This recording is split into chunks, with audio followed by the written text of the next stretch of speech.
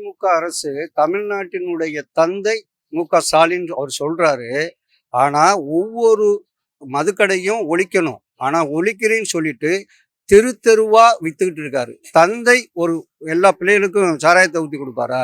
அந்த நிலைமை தான் இன்னைக்கு நடந்துகிட்டு இருக்குது. அது ஒண்ணு போதும் அந்த ஆட்சி கவிழ்ந்து போறதுக்கு. சட்ட ஒழுங்குல இருந்து எல்லாமே சீர்கெட்டு போயிடுச்சு. இன்னைக்கு பெண்களுக்கு பாதுகாப்பு கிடையாது, குழந்தைகளுக்கு பாதுகாப்பு கிடையாது.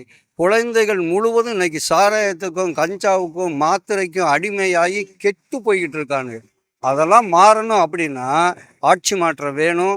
அப்பதான் கண்டிப்பா மாற்றம் வரும்னு மக்களுடைய எண்ணமும் என்னுடைய எண்ணமும். இந்த பல்வேறு திட்டங்கள்லாம் அவங்க குடும்பத்துல போட்டு எடுத்துக்கிட்டாங்க. அதுதான் உண்மை. இன்னைக்கு வெளிவரவே இல்லையே. தாலிக்கு தங்கம் ஒவ்வொரு ஏழைகளும் பூரிப்போட இருந்தாங்க. இன்னைக்கு அது எல்லாமே ஒளிஞ்சிருச்சு. அது அவர்களுடைய சுய லாபம். அது அப்படித்தான் நம்ம மக்கள் எதிர்பார்க்குறாங்க. அதனால கண்டிப்பா மாற்றம் வரணும்னு எதிர்பார்க்குறோம்.